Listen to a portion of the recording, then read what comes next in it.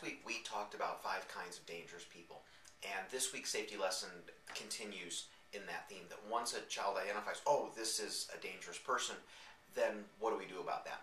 And the first thing we teach is to say no, which fairly straightforward, no, and then go, and go means run away. And while the kids are yelling, I teach them to yell, "You're not my mom, you're not my dad," as loud as they can, over and over and over again.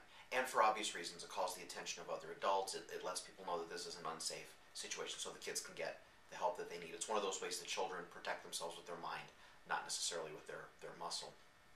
Now, there are 2 other things that come up as part of this conversation sometimes, and I just wanted to touch base on them in case you had questions about them. One of them is, well, why not yell help? And in my experience, children yell help all the time. They yell help when they're playing. They yell help, "Mom, help!" They yell help for all manner of things. And I don't know if every adult is going to have the same gut reaction to help as they might to "You're not my mom, you're not my dad." That sort of instant motivation to take action. In addition to that, I've heard some people say, well, yell fire. If you yell fire, people will immediately want to see what's going on. And I think there's probably some truth in that. However, I don't know about you, but when I hear someone yell fire, I look for the fire. And my concern is there's a child who needs help screaming fire, and everyone starts looking for where this fire may be, rather than coming to the aid of the child.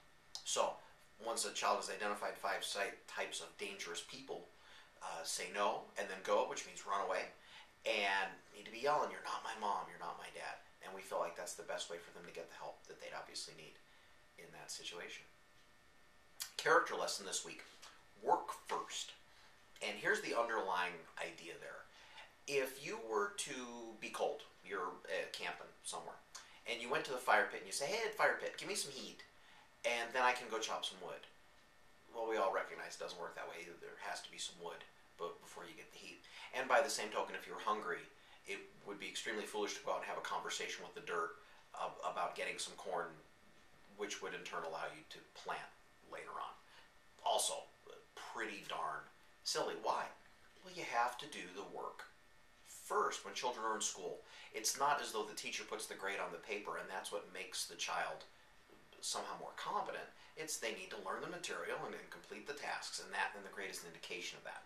Or in their martial arts training, I don't give them their next rank promotion and that somehow makes them better.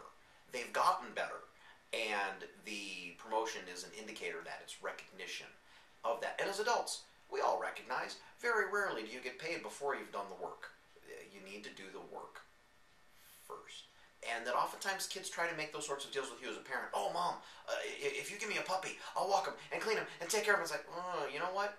Show me you're responsible first, and then we'll see about whether or not we feel good about you taking on additional tasks. So, work first.